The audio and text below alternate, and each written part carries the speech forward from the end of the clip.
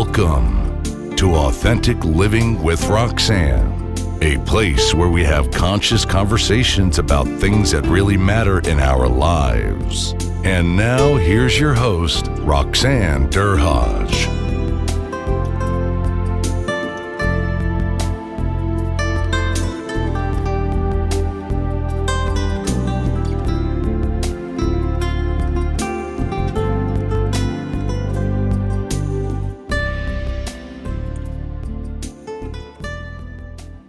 Hi everyone, it's Roxanne Derhage of Authentic Living with Roxanne. Thanks so much for tuning in again this week.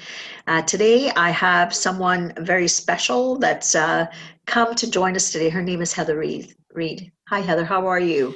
Very well, Roxanne. How are you today? I'm good.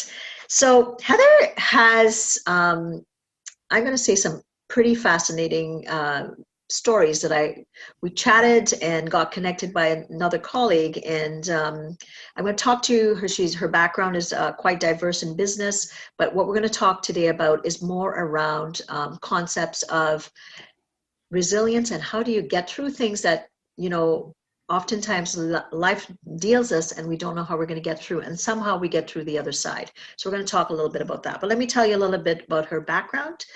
She's has 25 years of experience in the Canadian meeting and events industry as an entrepreneur, event planner, and an award-winning industry consultant. Heather's no stranger to change and challenges in her business life, and comes up and to bat and has been doing this for 25 years.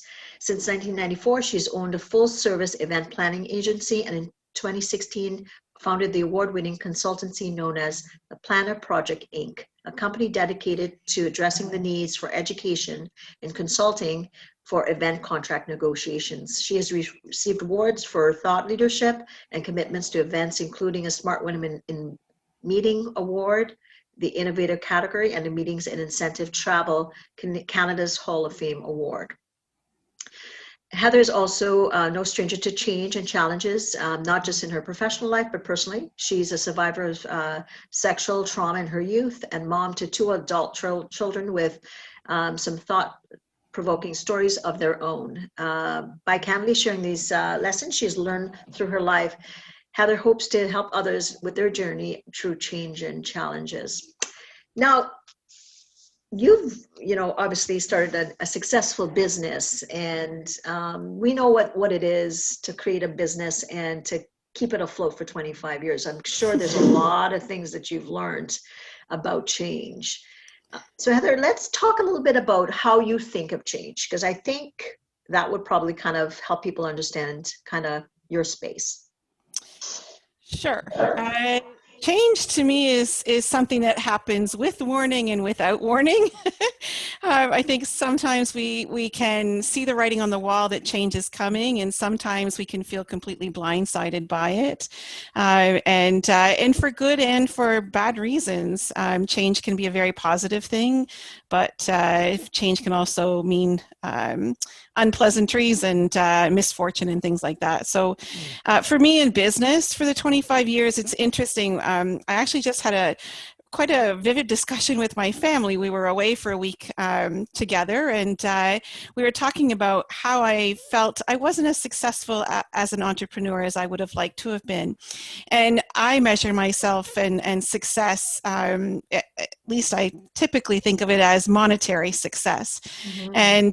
And I was quickly reminded by my adult children and my husband that there was so much more successful about my business than just the bottom line. Mm-hmm. And I didn't see the bottom line as being successful because it wasn't, even though revenues were, in the six figures some years, not every year by any means, I didn't feel like I saw it in my paycheck or in my take home.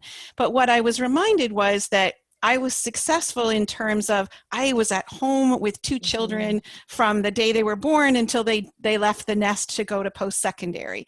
I contributed to the mortgages of up to 6 staff at some point. I was, the parent that was able to go and help with hot lunch day.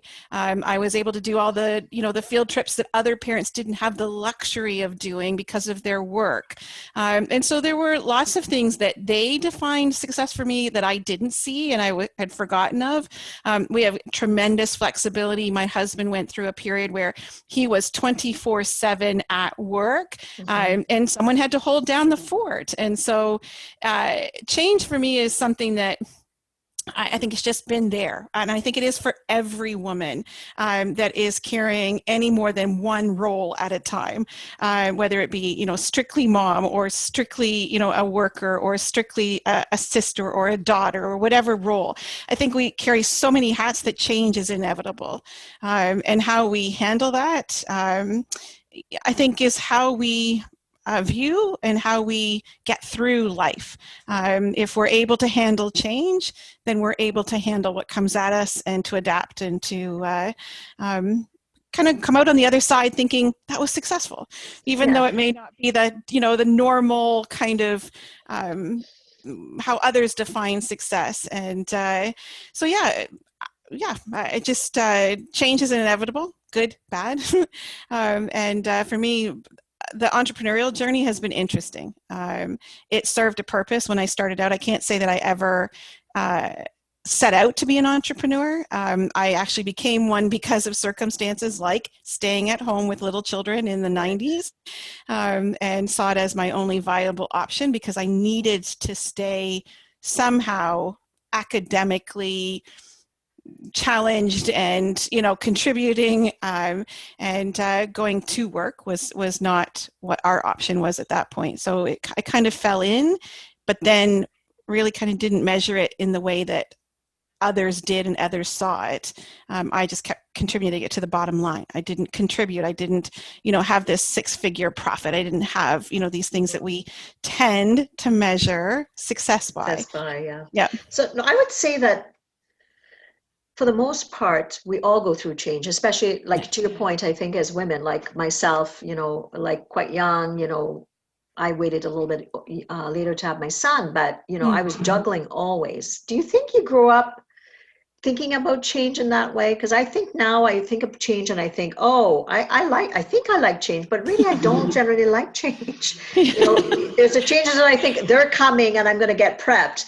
And then there's the other ones just careen at you and you go, whoa, I wish I had some time to prep for that. Yeah. Well, I think, the image just came to my mind about, the story that the frog, that if you put the frog in the regular temperature water, it stays in and it can cook, it gets cooked to death. Whereas if you put it into a pot of boiling water, it jumps out. And I think that's like change, right? Like if you're in the midst of it and change happens around you, you acclimate to it, you adapt to it, you find what might work. You may find things that don't work more often than you find things that will work. Yes. But I think most people become accustomed to change because I don't think there's too much anymore that is absolutely a certainty or that stays rigidly in place permanently. I think we all have to become adept at change. Now, I can say on the flip side, I'm not one that's really comfortable with change. We are trying to implement a back of house system for my second business, the Planner Protect. And I hate change. I hate implementing something new. And so, but I think there's places where you have to change and where you're more motivated to change than there are in some other aspects. So let's now, you talked a little bit about some challenges in your youth. And I think, oftentimes, if I were to meet you, and I know you and I have not met in person, no. I'm sure we will run into each other. I hope so. Go back to normal. But, when successful women see other successful women, let's say, for instance, right, whether you're on a stage or you're, running an event or you don't think of what they've been through. Right. And you kind of assume, like we do, she looks a certain way, she talks a certain way, she presents herself a certain way. She's probably not been through too much to speak of anyway, just the normal stuff. Right. Yeah. You talked a little bit about some trauma in your youth. And I really, with trauma, that's one of the specialties that I, in my psychotherapy career, was one of my specialties. And I know how difficult it is when you've been through something traumatic. So just if you wouldn't mind sharing kind of what that process was for you, because obviously, your space is so positive and vibrant, and like you said, you've raised a family and you've ran this business. How did you get through that trauma, and what kind of things, for somebody listening that maybe has been through like trauma, could kind of learn from what you did? That's a great question, and happy to answer. And I think, Roxanne, one of the things that I've said to you in our lead up to this is that I am not shy of having difficult conversations, because I truly, my heart says, if some one person can have the ability to start a candid conversation or a difficult conversation that they need to have, then to me, that's why I speak frankly. So yeah, I did actually, when I was probably between the ages of 12 and 16, 17, just before I left for university, my mom and dad, we had every blessing in the world. We had music lessons, dance lessons, you name it. We had every kind of lesson going. I was very privileged. But I was put in a viola lesson with a teacher that actually molested his students, and I was an easy target for him. However, I was blessed with the fact that I didn't even know it was happening. And I mean, certainly I look back and there was things that obviously my psyche was hurt and traumatized by it. But in the moment, he's actually in jail. 30 courageous women other than myself actually did a lawsuit, and they won. He chose his targets so carefully, and what he did was just so benign, really, like to me as a student at that time, as a teenager, and yet violated each of us. And then, so that was the 4 or 5 years before I left home to go to university. And then in university, just the summer after my first, actually I had 3 years under my belt, changed universities. And my first year in my second university, I had a field supervisor that I was raped by. We were out in the field, and I was working for this field supervisor who was doing his master's. That was a hellish experience. And it came, again, I just didn't know. And you have to know that this was in 1987 when things were just absolutely not talked about. There wasn't social media. There wasn't Google. There wasn't a lot of things. I came from a privileged, narrow, tight family that did not have these conversations, it wasn't part of my growing up. And that was an incredibly isolating time. I couldn't go home. I couldn't talk to my parents. And it was through the blessing of one very, very close friend who was studying to be a nurse, who I confided in. Then I actually ended up getting pregnant from that rape, that solitary act. And she walked me through the process of the abortion.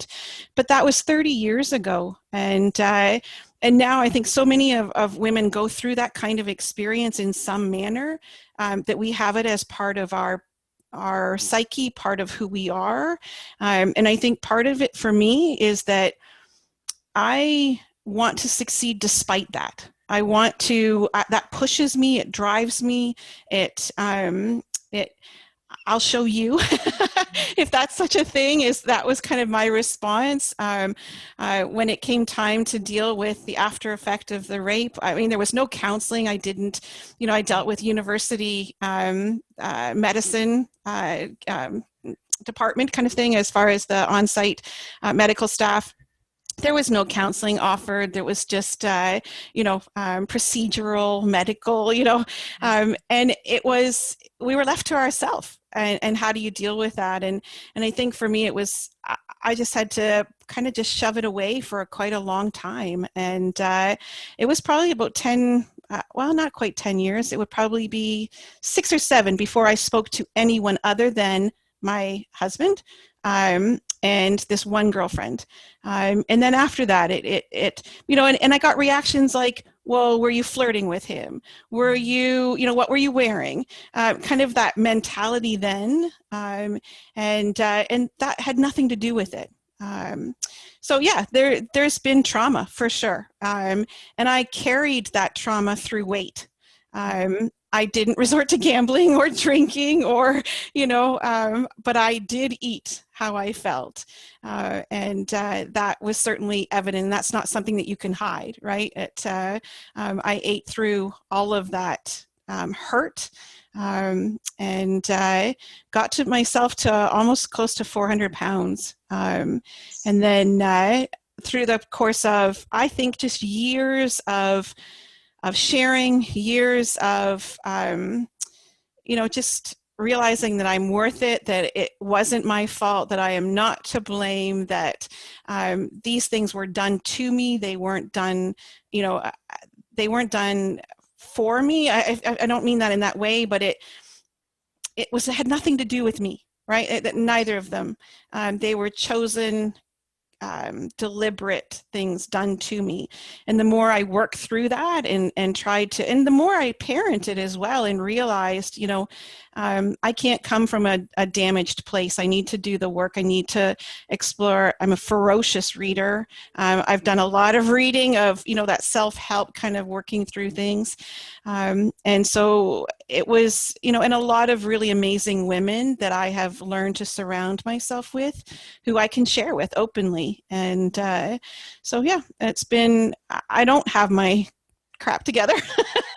I think most of us will continue to work on that, Heather, till the day we die. You know what Absolutely. I mean? Because we are human beings that are constantly in interaction with less than ideal situations. But yes, what I'm struck by truly is that we know the symptoms can be everything from the sense of depression, anxiety. You talked about eating disorders, which is very normal, addiction, suicidality, lots of different things. Because to your point, this wasn't about you. You're a victim of a circumstance. But what happens, unfortunately, and tell me if this makes sense, is if you don't get the right supports, or you don't, like you had a bit of a, I got this because I'm not going to give it up, because this was about somebody that hurt me. But what happens, unfortunately, is a psyche sometimes, because it becomes, the pain has to be stored somewhere. Yes. It gets housed and people internalize it, and those messages become bigger and bigger. It's like a bullhorn. I don't know if that makes sense. Absolutely. Where you have to learn what are the steps to turn down that bullhorn, because that is not who you are. Someone hurt you. And in allowing that bullhorn to run that, you've given away your power yet again. Yeah. Right. And that bullhorn speaks up at the most inopportune times too, and continues to 30 some years later. I can't do the math on the spot here, but it shows up at times where you kind of go, where did that come from? And you realize, it's that child in me, or it's that hurt in me that I actually just had a conversation, and someone asked to be an accountability partner with them, and this is a woman that I just hold in such high esteem, and my gut reaction was, well, I'm not worthy. And I'm like, hold on, where did that come from? Of course I am, right? But yet it's those gut reactions. And so I do struggle with that. I struggle with some confidence issues, and yet, I seem to plow ahead and just keep putting one foot in front of another. But absolutely, there is a recording. There's a tape player that comes back every once in a while, and you think, wow, where did that come from? But I know exactly where it came from, and identifying it and having conversations like this with you, it helps me every single time to say, I am not this. I am so much more. Women struggle with those things, right? Yeah. Even without trauma, like if we were talking about what it is and how many things women have to go through. And if you think about it, I was, Madeleine Albright,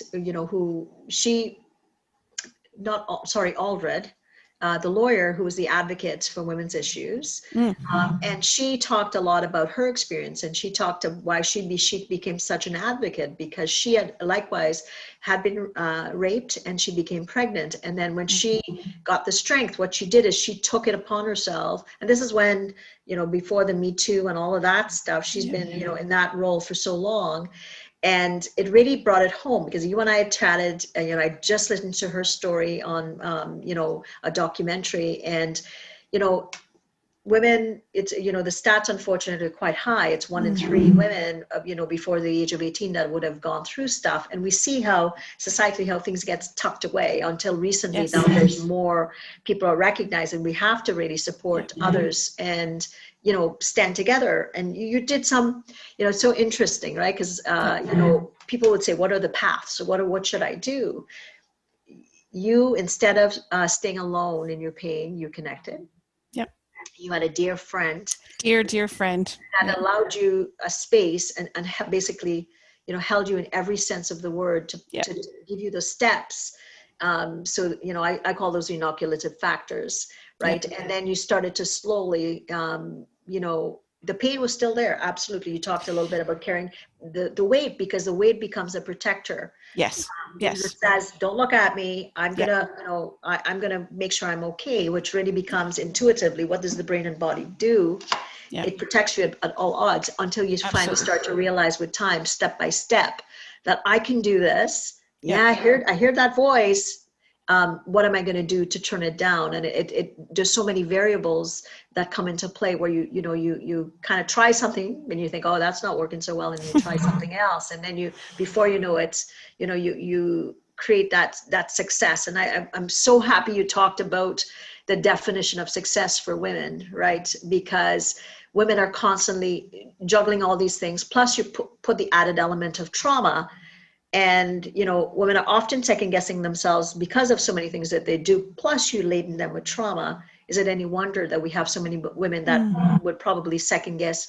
Am I good enough? Am I doing it right? Am I successful enough? Am I a good mom? Am I smart enough? Yes. Yeah, am I pretty enough? Everything. Am I tall enough? Am I blonde enough? Am I, all those things that are bombarded with women. And I think your story speaks to what happens, unfortunately, is, the instinct of trauma is it wants you to curl up in a ball and kind of tuck yourself away and become invisible. And truly what's needed is that, I call it the expansion of saying, it's not about me, it's unfortunate, but what can I do about it? That backhand perspective that you had, that you're not going to take this away from me, which is which is the thriver mentality, which is clearly what you did.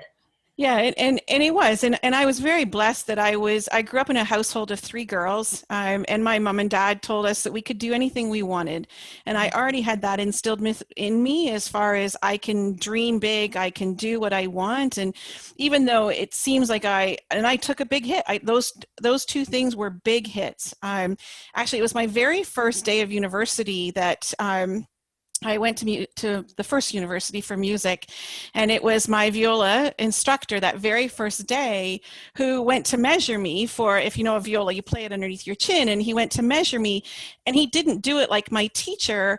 And I said, well, don't you have to like take off my top and go down in my bra? And he's like, what? And it wasn't until that moment, and then that I realized that I just went through 5-6 years of being traumatized that I didn't even know it. And that was like this, I don't know how to, like a brick wall that just kind of came crumbling down. It's like, what was that? And yet I was able to kind of tuck it away and you just move on. I mean, I was in my late teens, and then the next, the summer of 87, that I would have been almost, well, I don't know, 64 to 87, whatever it is, right? Like, and so it just, but then the older I get, the more distance you have from it, the more that you have time to process what it was, and you find other things that you're good at. It's not that it's just that period of time. And I was very lucky that my husband turned out to be a friend that I became a friend with when I was 12. He knew me before any of this had happened. And so I was able to confide in him, and he was like, you can do anything, and you're going to do anything you want. And this is not going to define you, and you can have whatever resources you want. And I think you and I talked briefly about our daughter, our oldest daughter, in her 4th year of university. Horribly, we got a phone call, at 10:30 at night, and she couldn't breathe on the other end of the phone, and we're like, what's going on? She actually was raped on campus, and it was heinous, horrendous, horrible, and yet it was an opportunity where I was able to say, you know what, there is no shame. You are not going to live in this for a moment. We're going to, get you every resource possible. And her journey is going to be very different than mine, because now there are resources. Now we can talk about it. Now we know that it's not about what you wore, or maybe we do and maybe we don't. Maybe some people don't yet, but I knew that it wasn't about her, and that we were able to really help her get the resources.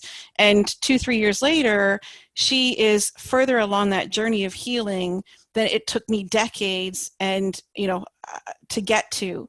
And it's just a different, it was an challenging time to watch as a parent, when you know that the pain that they're going through firsthand, and you go, oh, what can I do? But yet I knew what I could do because I'd been there. And not sharing with your parents at that time. Yeah, not at all. Not at all.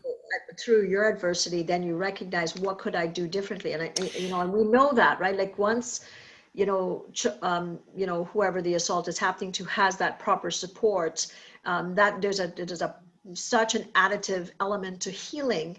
And to your point, there's resources everywhere, victim services, there's responding at the hospital, there's all those things that get done, that they can get help immediately to start to, obviously initially get a hold of the trauma when they're in crises, and then eventually go back and, reprocess from a space of strength what has happened, and give back the responsibility to who it lays with. And then obviously our judicial system is getting a lot better. They're still not there around, victim blaming, which I think, with a lot more education, it's going to get better. And unfortunately, with the celebrity that comes with the Me Too and stuff like that, we have to use those advocates to heighten, women's voices.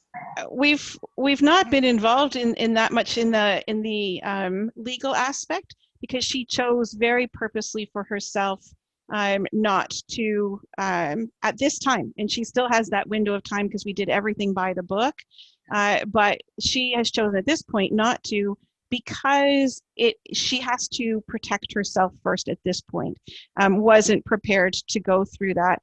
And I really respect that for her, that she's made the choice for herself, but it's been very informed choice. And I think that's where the difference is, that she's made purposeful choices, where I kind of feel like I bumbled along and didn't make deliberate choices, because they weren't at that time. It wasn't a structure or a process or a journey to follow. It was, I'd go off the rails and not really know. And then, I dealt with depression. As I said, the weight was awful. I kind of just carried this shroud. As you said, it protected me from a lot of things. It's been a completely different journey for the two of us, but I think a unique one where we see different. And she grew up in a household where I spoke about what had happened to me. And so she knew that calling home was not going to be, there was going to be no judgment, no, like, what were you doing? It was going to be, holy, you know what, I'll be there. And I had to take a train. That was the worst 9 hours of my life, was sitting on a train to get to the university town to scoop her up in her car and bring her home. But it just, there wasn't the same reaction that I feared if I was to have called home. I didn't feel I could. And yet Kaylin knew that she could. She absolutely could, and she did. Within mere hours. You talked a lot about, and I'm curious because I want to understand that when you became a parent, you recognized that you had to have a certain level of strength, because now you had these children to raise. And tell me what happened when you became a parent, and then you had gone to your what shifted that you said, I'm going to use a story of mine. I always had problems. When I had to go to the doctor and they had to put a needle in my arm to get blood, I'd look away, and I'd go all this stuff. And then my son was born, and he was born a month early, and he was jaundiced. And I remember saying to myself, and here's this little thing, because, feet are, this tiny. And I had to take him in they had to take blood. And I looked at him and, obviously he's helpless. And I thought, I'm taking this helpless little baby. I'm his mother. And they're going to have to prick him several times a week. I have to start looking because I need to give him the support and not think about myself because I'm a grown ass woman. Sorry. Don't mean to say, and that's when I shifted to say, you can look at that needle because he needs for you to look at that needle and you'll be okay. And something shifted in me. And ever since that day, I've been able to look at needles. It doesn't bother me again. It's interesting. And my dad has passed. My mom is still living and I love her. But I grew up in an era, and I think many women of my 56-year era grew up with you're to be seen and not heard. That you didn't talk back, you didn't express your opinion, at least that was my experience as the oldest child. We were, as I said, we were given every blessing in life, and we came from an amazing household, amazing community, but not without, some issues, or if you want to say that. But I grew up really knowing that we just didn't challenge the authority. We didn't challenge, elders, or I grew up feeling voiceless, if that's how I've coined it since that time. Like I certainly didn't feel that as a young child or as a teenager, or even those first few years going off to university, I didn't feel that way. But I've come to identify it as just not feeling like I had my own personal voice. So I was 30 when our oldest was born. And so I had a few years under me and a few experiences by then. And I decided very, very early on, and I can't say we, my husband and I, that we wanted our kids to have a voice. And we didn't have to agree with their voice. They were going to learn respect, but we wanted to hear them out. And it was interesting because my kids are as different as day and night. You could not have two biological siblings be more different than my two. And so it caused a lot of friction, because if one would say black, the other one would say white. If one said, I'm going to go right, the other one said, I'm going to go left. Like it just was a constant right from the day the second one was born. But yet we were very true to the fact that we wanted them to be able to express themselves and have their opinion and tell us what they were thinking. And a lot of that came from the fact that I wanted to have a voice that could talk to them as well. I wanted them to know that they could tell us anything, anywhere, anytime. But that came by being deliberate, because it's not what I had experienced growing up. And so I don't think it was anything more earth-shattering than that. Was that when we had children, we decided very specifically that we were going to be very open and allow them to be individuals, and they were. And I mean, like Christmas morning, they're fighting, right? Like it was it made for some uncomfortable times, but for the most part, they are very individuals who now get along and for the most part. But they, so I think that's one thing that I look back and I think, yeah, that was a move that worked out for us, right? There was that both kids knew that they could talk to us about anything, anytime, anywhere. Well, through your adversity, and I'm also in your era because I'm 54, and I grew up in the Caribbean, which is probably going to be less open, I think, at times than say North America at that time. And if you think about it, that adversity of I didn't feel safe enough to say what happened, and you could have repeated that pattern, Heather, but you didn't. Yep. You said, okay, well, this has happened. I'm going to figure out my way. And then, like when you married Chris, like you said, then you decided together that systemically you were going to create an open system that said to your children, regardless of what happens, even though you didn't grow up with that, loving, kind parents in a different context, then you said, open book. Yeah, and I don't know why. It just was very important to me to be heard. And if I wanted to be heard, I wanted kids that were raised to be heard and that would listen to others. yeah, I don't know. I really don't know why. And I probably should give that some thought, Roxanne, as to why it was so important to me. But maybe it was, it's interesting because in the moment of my assault with the field supervisor, the one thing that the image that flashes back to me is me screaming no repeatedly. And I think part of that is when I say I didn't have a voice, I wasn't heard. And I knew I didn't have a voice with the viola teacher. I didn't even know better, right? Quite frankly, I didn't know better. But with the rape, I knew what was happening to me. It was slow motion, but I know that I kept just saying no, no, no. And whether that drives me and whether I have this compelling need to be heard.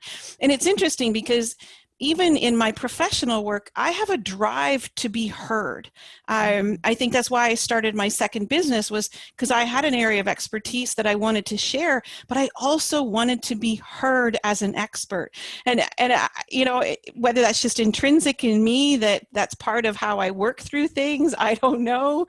But it's certainly been a big part of who I am and how I've handled things. So it makes sense then, because like if you look at it, like that concept of having a voice, I think you'll hear a lot of survivors talk about it. It becomes a pinnacle. But I think intuitively as human beings, there's this deep part of us that needs to be heard. And then if it gets taken away by a trauma, it's almost like it has that reverberating effect. It has to come out at some point, right? As developmentally, I think as human beings and as women, like with some of the things we're talking about, you have to fight that much harder. And then when that gets ripped away, it gets created an energy. And sometimes, unfortunately, some women go the other way where they curl in and they become smaller and they become invisible, which I clearly, out of this interview, for anybody listening, you have shown what it is to thrive through adversity, right? And not let events that has nothing to do with you take your power. Yeah. Yeah. And I hope that is a message, because I didn't set out to know that. But it has proven itself to be incredibly solid thinking, is that reach out. One of the things I say is be patient with yourself, but have the courage to ask and to reach out and to talk to others. Like, go quiet, yes, but not forever, not, to your detriment, that you've got to reach out and talk to others. And I actually so our son, who's the second born, is an amazing person. And I was sharing his story one time from the stage, and I had a mom come and say, because of what you've said, I know I'm going to be okay. And I think what we have to do all the time is just say, you know what, this is my story. And the more you say it out loud, others will learn from that, but you'll learn about yourself when you talk out loud, and you learn how other people have coped, and you can take that and course correct if you have to for yourself. But trying to be an island that just tries to figure out things out on your own doesn't work.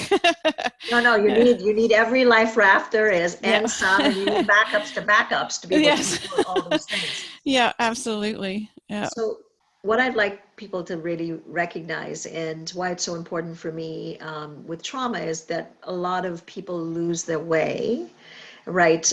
Because the pain is that palpable when a trauma happens, and the brain and the body does its thing. It does what it needs to do to keep us alive.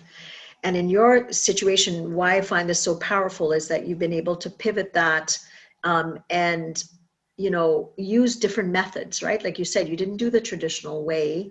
You figured out the friendships, you got the connections, and then when things got bigger, you thought, okay, I got to do something different. You connected. Because again, when we're depressed, we want to fall in and we want to just kind of shut out the world. We need to maybe do that initially when there's a trauma, but then the quicker that you can open up, then you're going to get that connection. And as soon as you and I have not met in person, but we've had 2 conversations, and now I see your beautiful face. There's a connection that happens human to human, and that's where healing happens. Well, and I also think I think back to a woman that's in my life now who I think people are put in your path, and they see in you what you may have lost in yourself. And that for me, back in 2013, when my dad had passed away, just probably about 6-7 weeks prior, and he was a big figure in my life, and I was pretty lost, and I was very, very heavy, and I was in the throes of parenting teenage kids and all of that, right? And all of that, and running, and I had employees at the time, and I had this vision of who I thought I could be, and I wasn't delivering on it, and I called myself a hot mess at that point.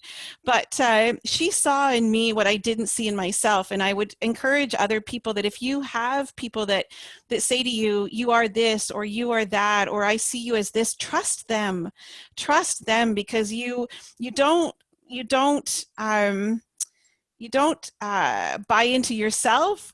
If we're hardest on ourselves, and so if you can trust that what someone else sees in you is really real, then lean on that and invest in that, and lean into what they're saying and how you are. And if you can't trust yourself or rely on yourself, then rely on someone else. And I have to say that at that point, and when this woman, saw in me what I could be and what I had lost sight of, those people in your life are so, so important. And it doesn't have to be, this lady was a business coach, actually, and didn't know me from anyone else in the room, but over time got to know me and then spoke to me in a way that I went, oh, wow, you see that? I don't see that in myself. And so I think it's listening to others and trusting others that they see you differently than how your own recording, your own, tape, your own, mindset may fail you. So. Well, this has been an amazing interview. Thanks so much for sharing your story. And for anyone out there that, is inspired by this, Heather, they might want to chat with you. They might want you to tell your story on stage about adversity and change. Where is it that people can get a hold of you if they want you to do that? Well, first of all, I'd love to just a simple phone call if that's what someone needs, just an ear to listen and to share with. I can be reached through my second business primarily, which is email, which is heather@plannerprotect.ca. So just as it sounds, the word planner, the word protect.ca. That's probably the easiest way is by email. You can probably find me on Facebook, pretty easy to find, but I would be delighted to connect with anyone that needs a confidant, or that I can shore up with in some manner. I would love to have that privilege to do that. So thank you. How gracious of you, Heather. So what am I walking away with? I talk a lot about relationships, and I think what Heather showed today is that there will be things in our lives that gets us disconnected for who we are truly meant to be. Yes. And to use, to her last point, because we are so tough on ourselves, use others that keep that reflective lens clear, and then go along a bit at a time, and eventually you'll reconnect to that authentic self. Yeah. And again, Heather, this has been amazing. For anyone that ever wants to, work on that piece within themselves, I can be reached at roxannederhodge.com. Thanks for tuning in to Authentic Living with Roxanne, creating the space for positive, healthy change. Roxanne is a keynote speaker, psychotherapist, and coach. To work with Roxanne, visit roxannederhodge.com/blueprint. We'll see you next time on Authentic Living with Roxanne.